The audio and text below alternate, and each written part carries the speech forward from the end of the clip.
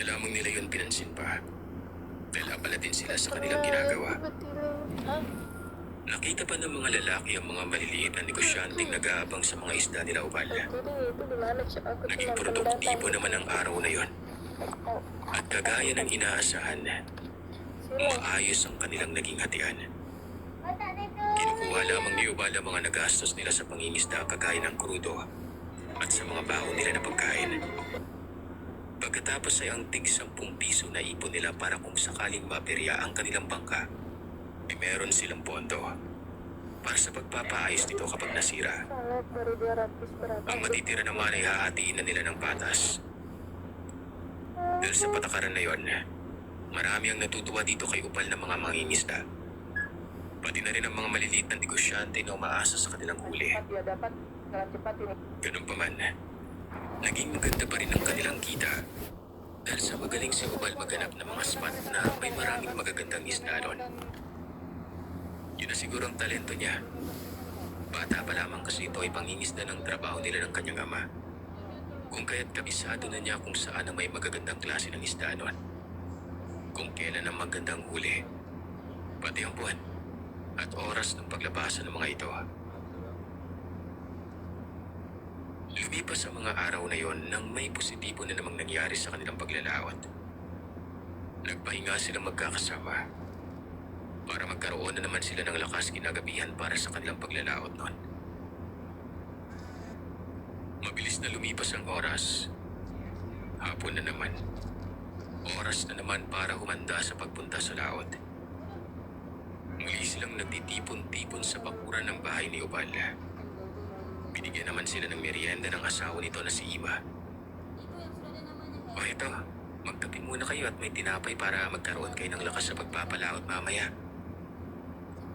Nagpasalamat naman ang mga ito at nagsimula ng magkape. Doon ay napag-usapan nila ang tao na lumapit sa kanila kaninang umaga. Iba yung apog ng taong yun, Parno. Wika ni Abner. Oo nga eh. Sagot naman ni Tonyo. Huwag niyo nang pansinin yun mga par. Basta tayo alam natin kung anong tama at mali kaya hayaan na natin yung mga tao na walang magawa sa buhay. Sarili lamang iniisip. Sagot ni Ubal sa mga ito. Pagkatapos nila magmerienda ay nagsimula na silang gumayak para umalis papuntang laot. At kagaya noong nakaraang araw ay natapos ang gabi nila ng produktibo at nakatulong na naman sa mga maliit na negosyante. Pagkatapos nila mapaghatian ang kanilang kinita, kanya-kanya na rin sila ng uwi para magpahinga at magkaroon ng oras sa kanilang pamilya. Bago umuwi ay dumaan ang kanilang kasama na si Kanor at Abner. Par, inom muna tayo. Pampaantok lang. Wika nito kay Ubal. At dahil medyo matagal din namang hindi nakainom itong si Ubal, ay nakisama ito sa mga kaibigan na makipag-inuman. Hindi naman yun pinigilan ni Ima. Binigyan pa sila nito ng pulutan. Maayos naman silang nag-inuman. Na maubos ang kanilang iniinom ay umuwi na rin ang dalawa. Pumasok naman si Ubal at natulog. Mabilis na lumipas ang gabi, umaga, hanggang sa maghapon na naman. Inising na lamang ni Ima si Ubal. Dali-dali naman itong tumilat at bumangon at naganda na para kumain ng tanghalian. Dahil hindi na ito nagising para kumain ng tanghalian nun. Kung kaya't kumain ito sa bandang hapon na. Kinahaponan na dumating si Abner, Tonyo, Apong at Milo. Pero wala si Kanor. Baka hindi pa nagising yan ah. Mukhang tinamaan niya at nag-ininom niya kanina. Wika ni Ubal nun. Pinunta ni Abner ang bahay nito para gisingin. O hindi kaya ay tanungin nito ang kanyang asawa kung sasama ba si Kanor sa kanila. Pagdating ni Abner, at nang malaman ng asawa nito, dali-dali namang pumasok ang asawa ni Kanor sa kwarto pero nang gisingin na niya ang kanyang asawa, hindi ito gumalaw o sumagot man lamang. Nang subukan nilang galawin yon, isa na itong malamig na bangkay. Biglang sumigaw ang asawa nito sa paiyak kung kaya't napapasok na ng bahay si Abner para tingnan kung ano ang nangyari. Kenapa ini? At laking gulat na lamang nito nang makitang nakadilat ang mga mata ni Kanor. Kenapa ini? Hindi na ito humihinga. Napamura na lamang si Abner sa nakita niya at sabay sabi ng, "Dalhin natin sa ospital, Mare." Follow me. Kaagad namang kumilos ang asawa nito para dalhin nila si Kanor sa ospital pero dumaan naman si Abner sa bahay ni Opal para ipaalam ang nangyari sa kaibigan. Par, si Kanor, dalhin namin sa ospital ha. Anong nangyari, par? Hindi magising, par. Dilat na dilat yung mga mata eh. Parang takot. Nagulat silang lahat sa mga sinabi ni Abner kung kaya't lahat sila ay napasugod sa bahay ni Kanor. At dahil nakapagpundar na ng second hand na multicab, kung kaya't si Opal na mismo ang nagdala dito sa may ospital. Yun nga lang pagkarating nito, sinabi ng doktor na mga 1 oras nitong nawalan ng buhay. Sobrang lungkot ang naramdaman nilang magkakaibigan ng oras na yun. Pero wala silang magagawa. Wala namang may gusto sa nangyari. Ang iniisip nila ay ang naiwang pamilya ni Kanor. Nag-aaral pa ang mga anak nito kung kaya't napag-usapang nilang 4 na bawat isa sa kanila ay magbibigay ng 20 pesos araw-araw para tulong sa pamilya nito. Malaki na kasi ang halaga ng 20 pesos ng mga panahong yun. Kung kaya't malaking tulong na rin yun sa naiwang pamilya ni Kanor. At dahil sa nawala na sa kanila si Kanor, hindi na rin sila nakalaot ng gabing yun. Gumawa na lamang sila ng tolda para sa mga taong makikiramay sa pamilya nito. Habang naglalakad sila, may nakita silang pusa na kulay itim na sumasalubong sa kanila. At dahil naniniwala naman si Tonyo sa mga pamahiin, hindi na muna sila kaagad tumuloy sa pag-uwi nun. Dumaan sila sa isang tindahan. Doon ay bumili ng kung anong makakain at tumambay na lamang muna. Habang pinag-uusapan nilang nangyari, nakita ni Abner ang isang tao na pamilyar sa kanya. Ito yung tao na kasama ng mama na nag-alok sa kanilang bibilin ng lahat ng mga huli nilang isda. Kitang-kita umano ni Abner sa gilid ng mga mata nito kung paano ito mumisi ng nakakaloko na para bang may pinapahiwating ito sa kanilang magkakaibigan nun. Nang matapos na nila ang kanilang gawain, ay saka na sila nagkanya-kanyang uwi sa kanilang mga bahay. Kinaumagahan ay si Obal na lamang ang pumunta sa dalampasigan ng maaga pa para ipagbigay alam niya sa kanilang mga suki ang nangyari kay Kanor. Naunawaan naman siya ng kanyang mga suki nun kung bakit wala silang huling isda ng araw na yon. Kung kaya tinulungan na lamang ni Obal ang mga tao kung saan makakakuha ng maayos na klase ng isda na hindi ganun kamahal. Pagkatapos maalalayan ng kanilang mga suki ay dali-dali nang pumunta si Obal sa bahay nila Kanor. Noon kasi ang araw na iuwi si Kanor galing morgue. Kung kaya't gusto niyang alalayan ang pamilya nito. Kalahating oras ang nakalipas nang dumating ang labi ni Kanor. Umahangos naman na dumating si Atong. Magkapitbahay kasi ito at si Tonyo. Humahangos ito habang lumalapit kay Opal. "Opar, umagang-umaga humahangos ka na." Wika dito ni Opal. "Par, si Tonyo. Anong nangyari kay Tonyo?"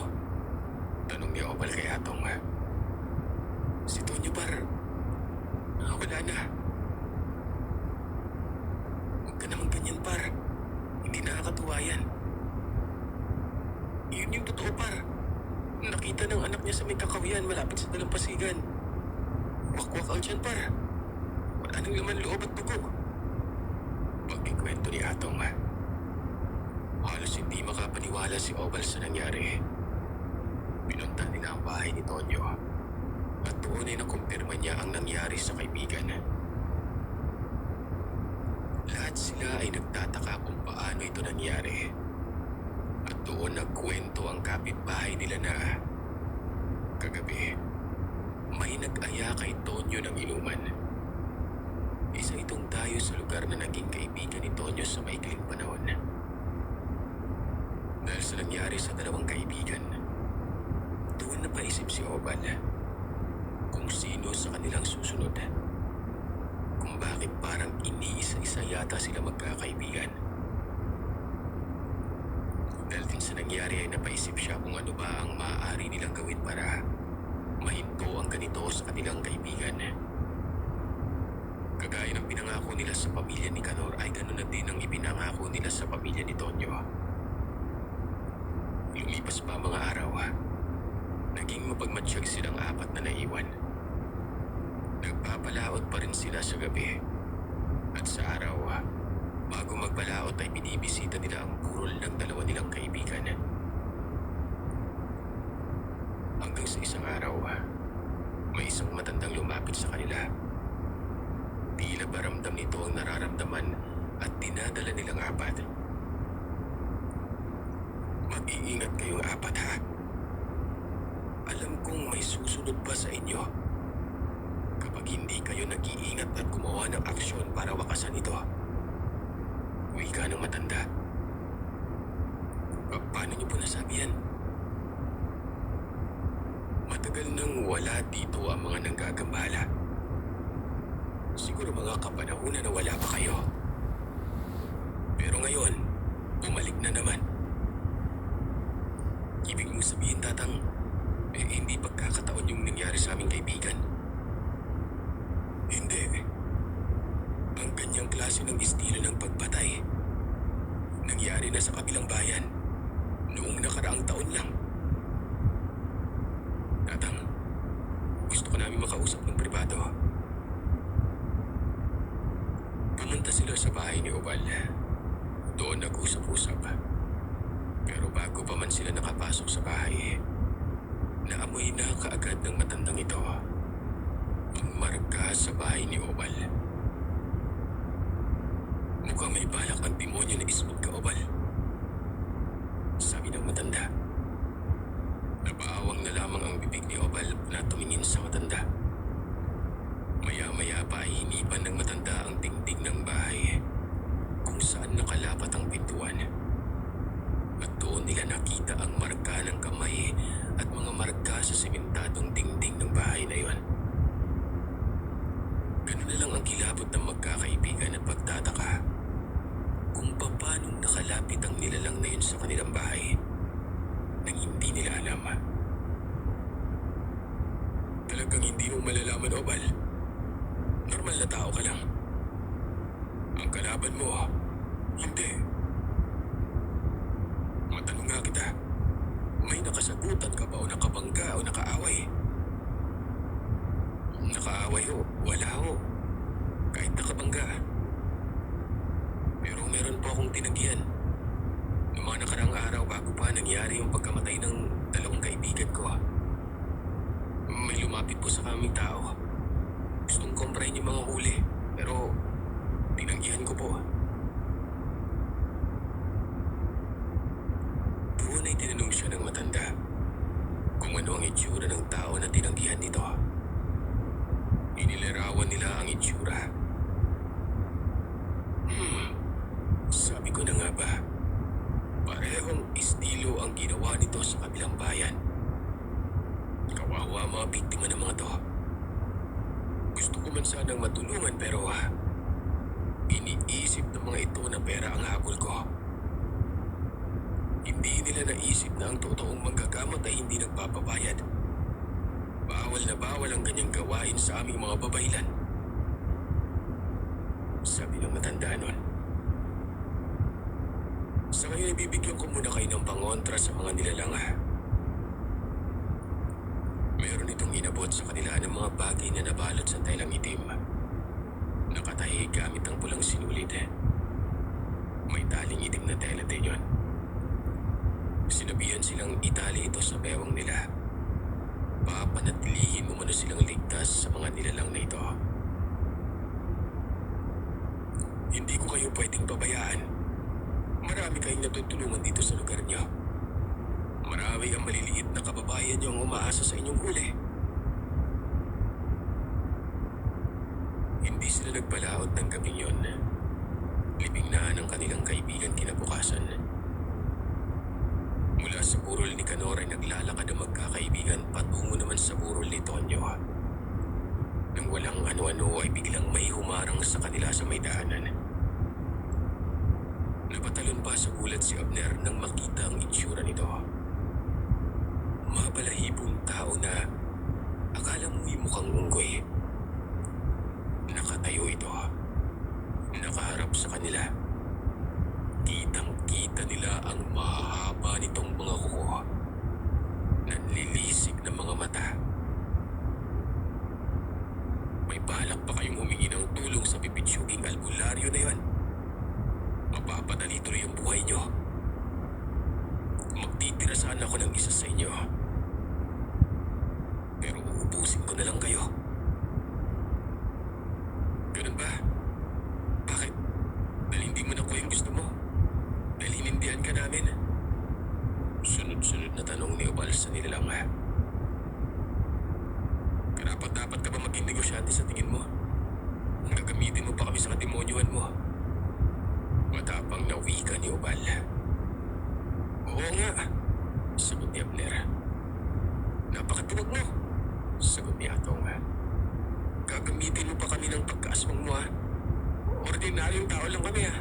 Hindi ka marunong makipaglaban ng patas. Dahil sa sinabi na ito ni Atong ay umangil ang nilalang, ha? Nakahanda na itong sumugod. Kung pwede bang tao sa tao lang? Nakakatakot na nakakadiring itsura mo, eh. Sabi ni Abner. Muling umangil ang nilalang sa sinabi nito. Dali-dali itong tumalon papunta sa likuran nila. Umaakma itong susugod pero hindi naman ito itinuloy. Doon ay napangiti si Obal. Naisip niyang kaya hindi makakalapit ang nilalang dahil sapak na binigay sa kanila ng albularyo. Tinatawag mong pipitsugin na manggagamot na tumutulong sa amin. Hindi mo naman pala kami kayang lapitan, eh. Ikaw ata ipipitsugin. Pangaasar pa ni Obal sa nilalang. Amakin mo. Hapak pa lang yung kalaban mo pero umaatras ka na. Muling tumalon ng nilalang. Sabay hablot sa ulo ni Obal.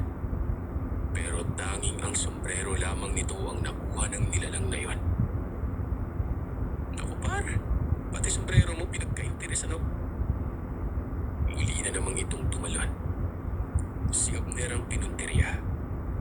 Wala itong suot na sombrero pero kaagad naman itong iminasiwas ang daladala niyang itak. Kung kaya't hindi na naituloy ng nilalang ang pinabalak nitong gawin. Ano yun? Takot ka sa itak?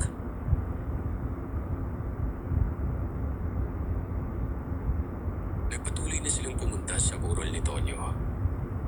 Bigla na lamang kasing nawala yung nilalang na ito. Kinabukasan, libing na ng dalawa nilang kaibigan. Mabigat at malungkot ang araw na yon. Tahimik lamang ang apat na magkakaibigan na naiwan. Sa isip-isip nila, hindi pwedeng wala silang gawin para maiganti ang namayapa nila mga kaibigan. Ipapakita nila sa nilalang na kahit normal lamang silang tao, kaya nilang labanan ito. Pagkatapos ng libing ay muli nilang kinausap ang albularyo. Magpapatulong sila dito. Hindi para kalabanin ng albularyo ang nilalang kundi para basbasan ito ang mga gagamitin nilang armas. Kinagabihan, muli silang pumalaot at habang naglalayag sa karagatan, pinag-usapan nila ang kanilang plano. Ngayong gabi, target nila ang pagi na native nun. Yun bang maliit at hindi masyadong lumalagi na pagi. Pero may mahaba at napakatalas na buntot. Yun naman ang gagamitin nila sa panglaban sa nilalang. Papabindisyon na nila ito sa albularyo. kanilang loob na sila ang pupuksa sa kademonyoan ng nilalang na yon. Nasa 4 na oras silang nasa laot nang makatipon ng ninanais nilang buntot ng pagi. Tila ba umano umaayon sa kanilang panahon dahil nakahuli sila ng pagi na hinahanap nila. Muli na nilang inawan ng kanilang lambat. Maganda din ang huli nila ng gabing yun kung kaya't laking pasasalamat ng mga maliit na negosyanteng suki nila. Binenta pa rin nila ito sa murang halaga at nag-anunsyo dito na maaaring hindi sila makakalaot sa loob ng 3 gabi. Kung kaya't inireto muna nila yung mga ito sa ibang mangingisda. Ipinakilala nila ang mga ito doon at nangako naman ang mga ito na babahagian nila ang kanilang suki ng mga nahuli nilang isda. Pagdating ni Ubal sa kanilang bahay ay naroroon ang albularyo. Hinihintay na pala sila nito. Nagsiuwian na muna ang mga kasama ni Ubal para makakain at makapaglinis na rin ang katawan. 2 oras pang lumipas ay dumating na ang mga ito sa bahay ni Ubal. At doon ay ipinakita nila sa albularyo ang kanilang mga nakuhang buntot ng pagi.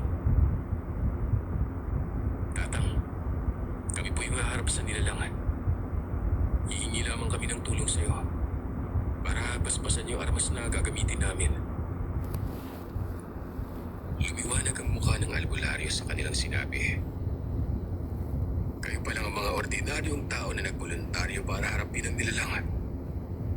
Hanga ako sa katapangan niyo. Pagpupuri pa nito sa grupo ni Obal.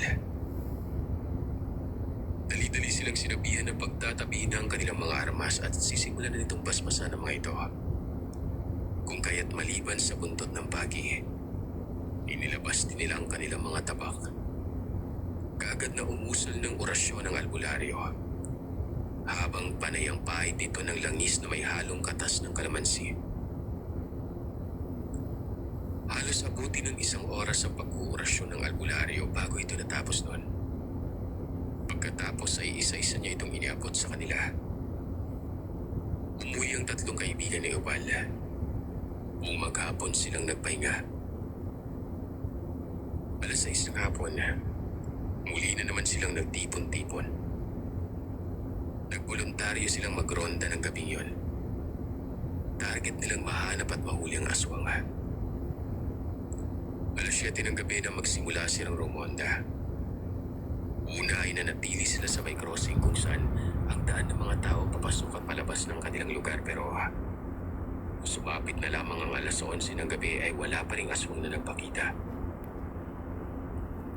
Nagpasya silang pumunta ng aplaya para doon tumambay.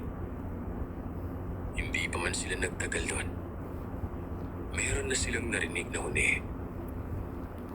Tila ba tunog yun ng baboy ramo? Nakapagtataka gawa ng wala namang kagubatan sa kanila. May mga kakahuyan pero ang mga masusukal na gubat para tira ng baboy ramo, wala talaga. Napaka-imposibleng may baboy ramo doon. Alis na mga par. Parang ito na hinihintay natin, sabi ni Ubal. Nagsihanda na sila para salubungin ang nilalang. Ang buong akala nila ay isa lamang ang kanilang kakaharapin nun. Meron pa palang isa. Bigla na lamang lumitaw ang isang lumilipad na nilalang nun. Samantalang mabilis na tumatakbo ang baboy para suwagin si Ubal. Dali-dali namang nahambales ni Abner ng armas nitong buntot pagi ang nilalang na yon. Malakas ang hiyaw ng nilalang na aakalain mong isang aso na nababaliw. Muli itong sumugod, pero nakapaghanda na si Ubal sa pagsalakay ng nilalang. Kung kaya't kaagad nitong nahampas ang buntot ng pagi sa baboy. Kitang-kita ng mga ito kung paano lumatay ang matalim na buntot ng pagi na yun sa katawan. Dali-daling tumakbo ang nilalang palayo kung kaya't hinabol ito ni Milo. Maya-maya pa, mabilis itong tumatakbo pabalik.